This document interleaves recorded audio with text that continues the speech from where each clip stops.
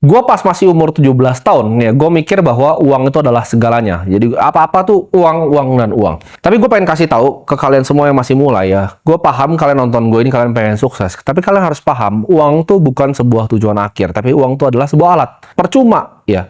Uang itu gak bisa untuk terlalu banyak hal juga sebenarnya. Kalau lu mau ngomong gue di posisi gue sekarang, sama kita ngomong konglomerat, yang mungkin disebut misalnya 9 naga, itu secara kehidupan, itu tidak banyak yang berbeda. Tapi mereka itu bisa tolong jauh lebih banyak orang dibanding gua. Kalian paham dengan apa? Buka lapangan pekerjaan. Perusahaan-perusahaan mereka tuh perusahaan yang mengemploy ribuan, bahkan ratusan ribu karyawan. Kalau secara lifestyle mungkin gua rasa nggak terlalu berbeda. Ya, gua bisa beli mobil yang mereka beli, gua bisa punya tempat tinggal yang mereka punya, gua bisa punya semua yang mereka punya. Kalau kita ngomongin secara egois diri sendiri. Tapi kalau untuk ke masyarakat, mereka jauh lebih banyak, ya, mengerjakannya dibanding gua. Jadi itu, uang itu bukan cuma sekedar untuk diri sendiri. Kalau gua uang untuk diri sendiri, gua matiin kamera ini sekarang dan sudah selesai. Gua pengen bilang ke gua yang dulu, bahwa uang itu adalah sebuah alat, ya, bukan tujuan akhir. Lu mau pakai uangnya untuk apa? Jangan cuma uang, ya, harta yang lu taruh di bank. Gue tuh selalu mikir dulu, harga diri misalnya gue pribadi, itu dari rekening bank yang gue punya. Ketika gue punya 10 miliar pertama, gue senang. 100 miliar pertama, gue lebih senang lagi. 1 triliun, gue ngerasa kayak gue achieve something. Tapi setelah lewat ke jenjang-jenjang berikutnya,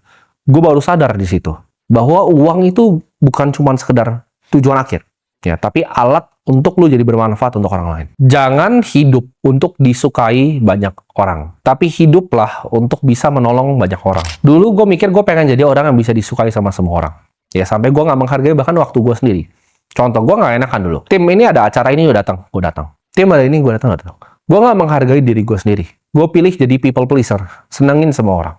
Tapi gue sadarin itu nggak ada ujungnya. Jadi gue bukan menargetkan diri gue jadi orang yang ibaratnya disukai sama banyak orang. Tapi gimana caranya gue jadi orang yang paling bermanfaat untuk banyak orang. Kalau orang banyak nggak suka sama gue, tapi gue itu bermanfaat untuk banyak orang, itu nggak masalah, ya. Gue ngomong dengan tegas seperti ini, gue ngomong fakta yang tegas, namun banyak yang nggak seneng, tapi banyak yang terbantu dan merasa bermanfaat untuk mereka, tugas gue udah selesai di sana. Jangan takut untuk dibenci orang, karena di ujungnya, ya, kebenaran itu akan selalu menang. Nah, ini gue akan ngomong juga nih, karena gue dulu masih kecil tuh gue ngincar quick win, ya kan? Waktu gue nge-goalin deal, waktu gue masih punya agency itu yang penting goal dulu, ya. Bisa atau enggaknya urusan belakangan. Gue nggak main game yang endurance, yang tahan lama. Gue kayak kontrak 3 bulan gas. Gue nggak mikir, serakah soalnya kan. Gue mikir kalau kontraknya cuma 3 bulan nih, next bulan keempat gue bisa mahalin. Dulu gue mikir quick win, gue mau uang cepat. Gue nggak mikir endurance, ya. Padahal kalau gue kerjain dengan baik aja, semampunya gue, dengan harga yang oke, kalau gue dipakai sama dia terus, kita nggak tahu orang ini bisa kasih gue referensi ke siapa, mulut ke mulutnya seperti apa. Reputasi itu bukan sesuatu yang gue paham dulu, ya. Jadi gue cuman kejarnya quick win. Tapi gue paham, gamenya sekarang itu bukanlah kaya dengan cepat, tapi yaitu endurance. Uang itu bisa datang dan bisa hilang. Gamenya di dunia ini, ketika lo bikin uang, contoh seperti gue sekarang, ini bukan cuman untuk bikin uang lebih banyak, tapi gamenya adalah mempertahankan uang yang lebih sulit. Namanya endurance di sini. Jadi enduring wealth, jadi harta yang bertahan lama. Kadang nggak banyak orang yang bisa tahanin harta itu bahkan lintas generasi. Satu kehidupan aja banyak kan udah habis semua. Antara kena kasus, kena yang lain. Nah, di sini gue belajar, nggak penting quick win. Mungkin ada orang yang bisa bikin duit lebih cepat dari gue pakai cara yang ilegal. Tapi gue tahu reputasi cuma datang sekali. Jadi jangan cari quick win, tapi cari endurance. Jangan remehkan kekuatan dari sabar. Di investasi pun zaman dulu gue nggak sabar, ya. Ketika gue lihat saham nih, gue lihat ini ada corporate action yang mantap, gue hajar terus pokoknya. Gue nggak sabaran orangnya, ya. Gue ngeliat ada opportunity dikit, gue hajar. Ada orang tawarin ini, yes, ya, gue ikut. Akhirnya rugi, dan rugi. Sedangkan kalau gue sabar, contoh seperti sekarang, ya. Apakah gue tidak bisa men-trade opportunity yang gue tahu dengan network yang gue punya? Bisa sekali. Tapi gue pilih sabar, gue main di game yang long term. Gue nggak perlu trading yang kecil-kecilan. Gue lihatnya semuanya jangka panjang. Apa yang gue bisa lakukan, ya, yang gue bisa use capital gue untuk sesuatu yang sangat jangka panjang. Time horizon gue, ini bedanya orang sukses sama enggak. Orang yang luar biasa sukses, dan enduring wealth ya gue bilangnya, yang gue ngobrol ya. Mereka tuh horizonnya nggak cuma 1-2 tahun. Mereka horizonnya 20 tahun, 30 tahun, 40 tahun. Lihat ke depan, jauh. Sukses jati itu bukan berapa harta yang lu punya, tapi berapa yang lo bisa bantu orang lain. Percuma, ya, orang kaya. Gue ada beberapa lihat orang kaya, ya, yang akhirnya pelit, ya, dia cuma mau diri sendiri, dan akhirnya dunia yang ngambil itu semua dari mereka. Gue percaya dunia ini ada kekuatan kosmik, ya, yang ada di dunia ini. Ketika lo bikin sesuatu yang baik di dunia ini, lo akan diberikan sesuatu yang baik. Banyak orang kaya, dia kokop duitnya, Akhirnya apa? Dia kesandung kasus ya kan, cuma dia taruh di rumah kan ratusan miliar begitu, akhirnya kena hilang duitnya. Sedangkan orang yang bikin duitnya sungguh-sungguh, pelan-pelan, banyak yang lihat gue itu instan sampai sekarang. Itu teman-teman bisa lihat progresnya. Itu bukan sesuatu yang instan dan tiba-tiba. Ya, jadi nggak ada di dunia ini yang instan. Ketika gue dulu selalu terobsesi jumlah harta yang gue punya, sekarang gue terobsesi berapa banyak manusia yang gue bisa bantu. Itulah kenapa gue bikin ini.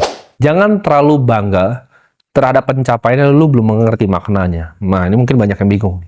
Karena dulu waktu gua baru mulai, ketika gua sukses sedikit, wah gua malah lebih pengen kelihatan sukses dibanding sukses beneran gitu. Kadang lu tuh belum ngerti makna dari milestone yang lu capai. Karena di setiap lu naik bukit di kehidupan, itu selalu ada cobaan ya. Jadi ketika lu udah naik gunung, di depan lu mau naik lagi, itu ada beruang biasanya sih. Jadi jangan keburu selebrasi dulu, sabar dulu.